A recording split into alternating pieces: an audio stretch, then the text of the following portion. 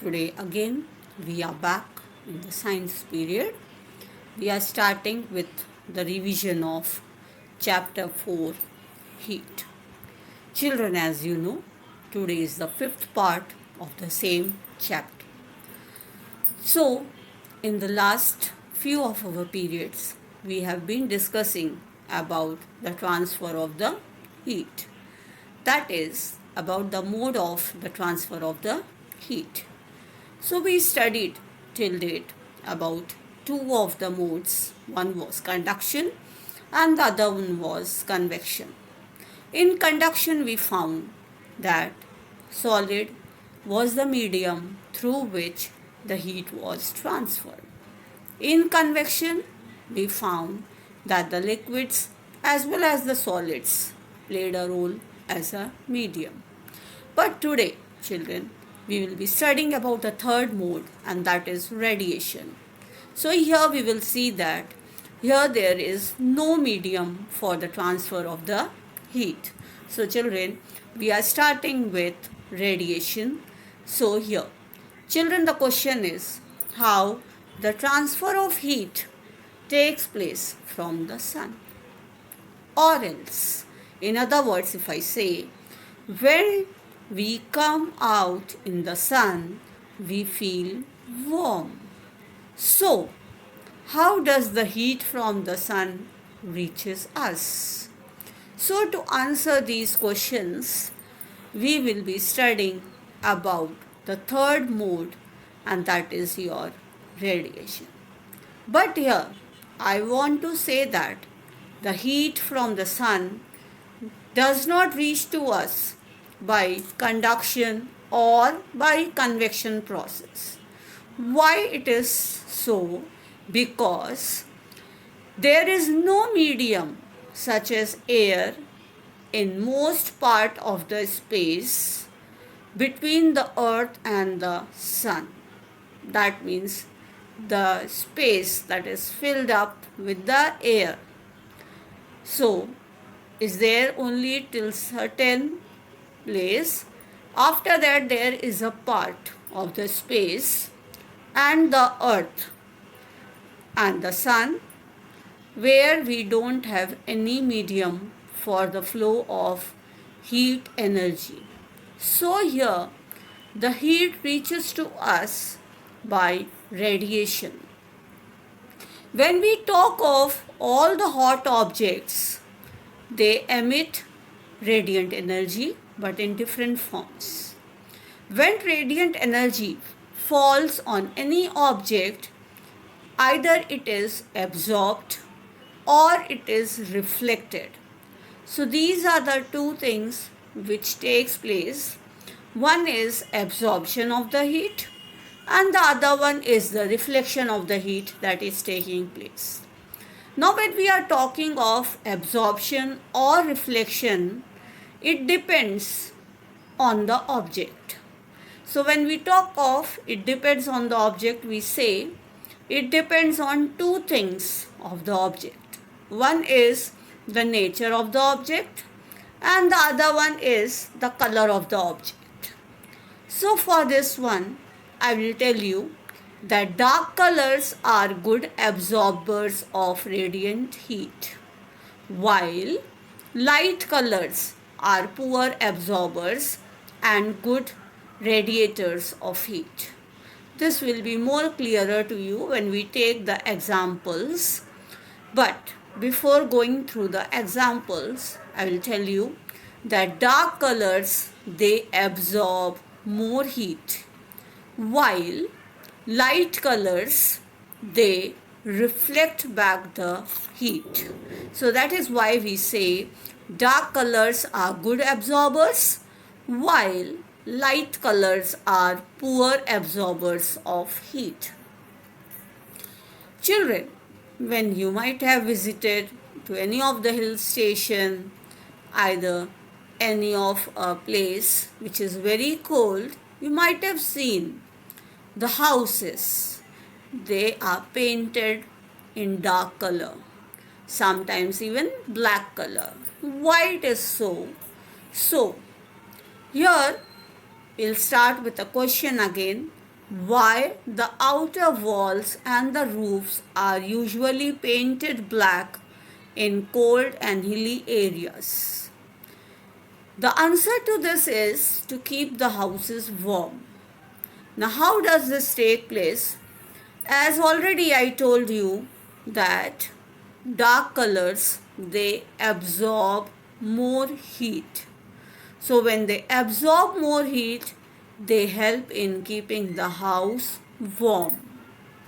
We will be performing one activity over here, with the help of which you will come to know how the dark and light color absorb and reflect the light.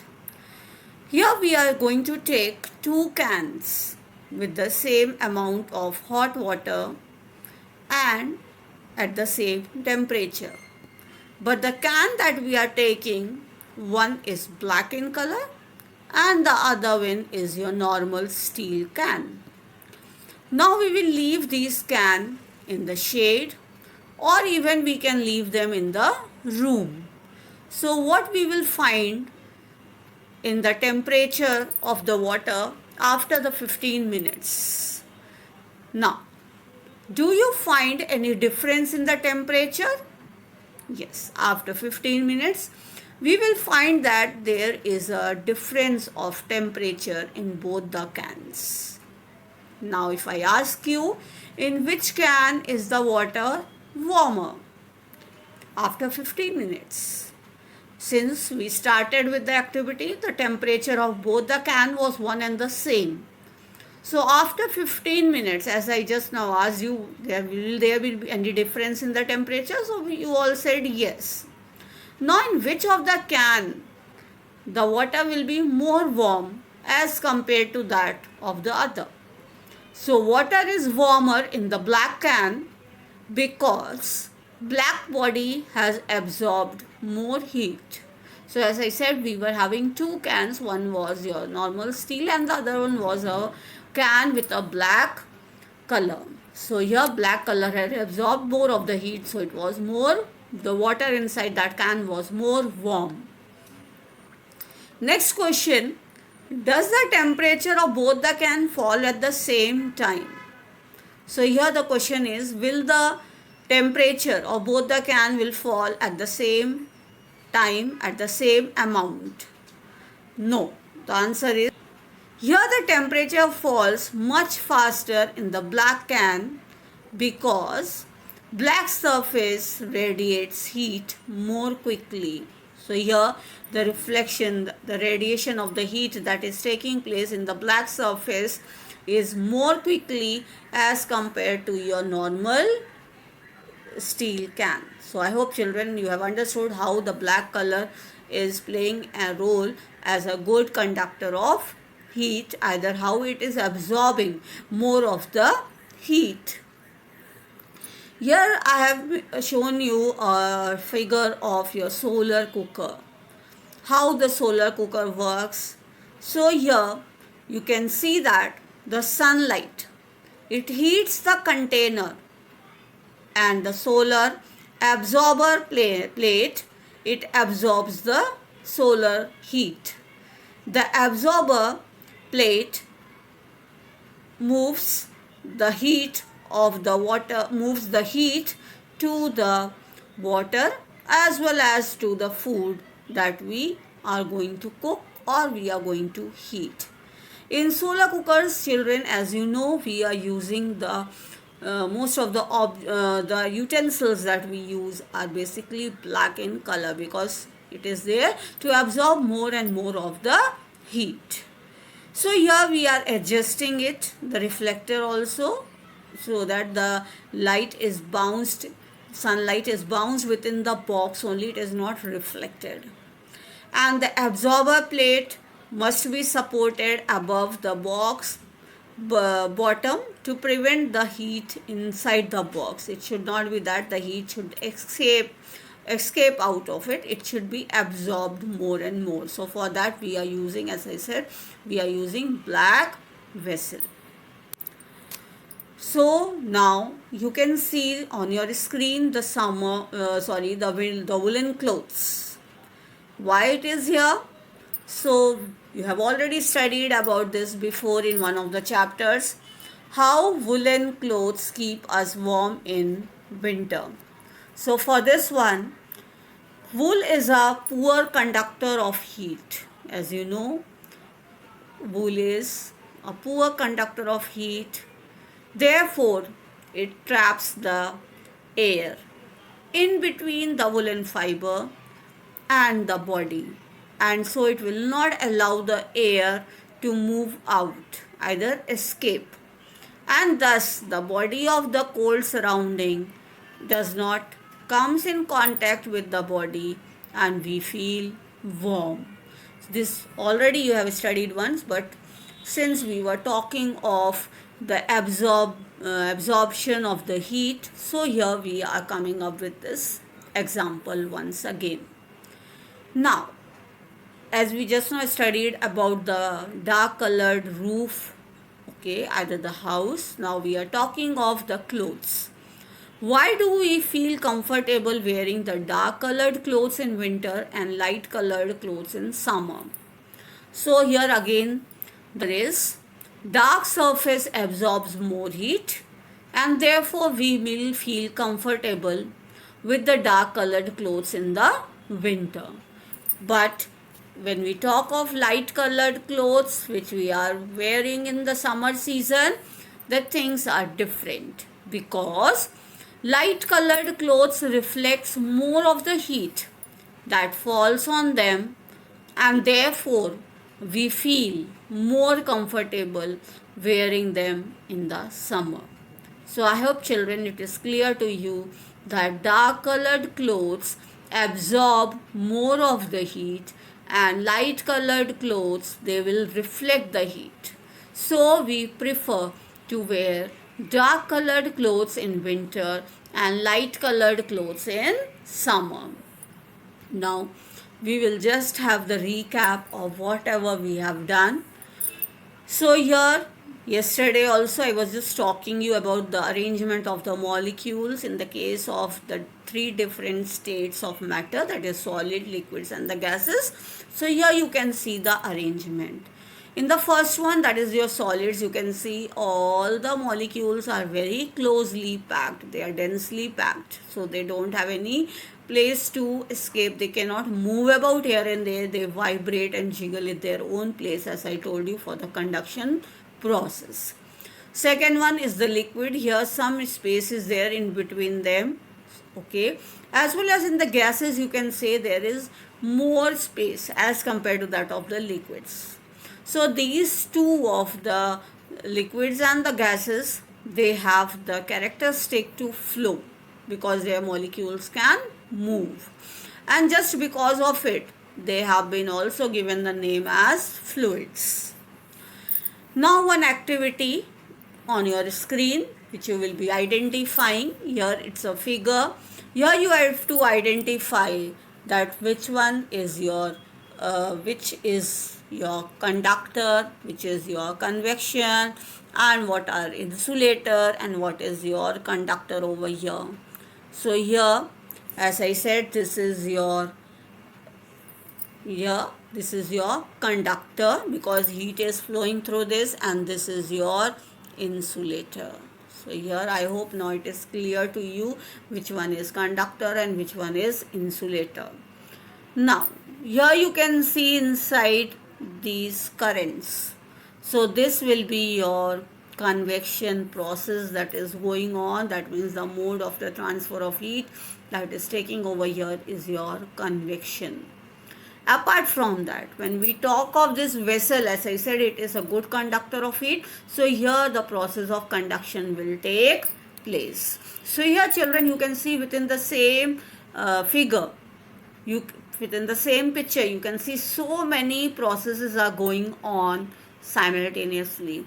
Even when you keep your hands over here near the flame, okay, there you will feel the warmth. So here you can say it is your process of radiation that is taking place over here. So here you can see within the same, so many processes are taking place simultaneously. Here the second experiment, either the second figure, here you can see This one is again your process of convection, okay, because here you can see the convection, and here you can see here the process of radiation will take place. If you keep your hands near the place where the bulb will be fitted over there in the table lamp, here you can feel the warmth, okay. So it is your radiation process. So here I am showing you in the experiment, in the figure, where I can just show you all the three processes that are going on simultaneously. But here you can see in this figure why they are saying conduction, because they have shown you the lid, this one. In the figure that I showed you before, it was made up of plastic, but here it is made up of metal. So here they are showing you the process of conduction. Here inside the current, here when they are talking of the current of the water, then they are talking of your convection process. And here, since the you can see how the from the fire, if you keep your hands nearby, then it is your process of radiation. So this is how the thing goes on within the same picture. So children, in the last 2 or 3 periods, we were just studying about the transfer of heat by 3. One was conduction, which was taking place in the solids, convection in the liquids and the gases, because these were the medium through which the heat was transferred. Last one is your radiation, where we don't require any of the medium. Here again you can see one situation.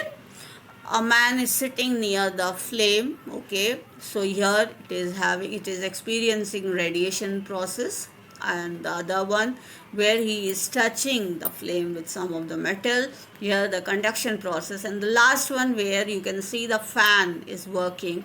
So here you can see the convection current is the convection process is taking place, because the warm air from the bottom is going up and the cool air from the fan is coming down. So how it is maintaining the room temperature now. So this is the 3 processes which you have studied in this chapter. Here again one example I am showing you, okay, where you can see the convection, the conduction and the radiation process simultaneously taking place over here.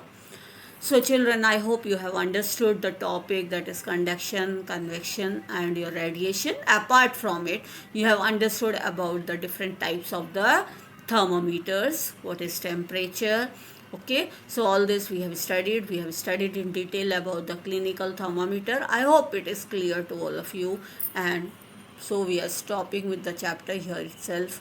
Sahira.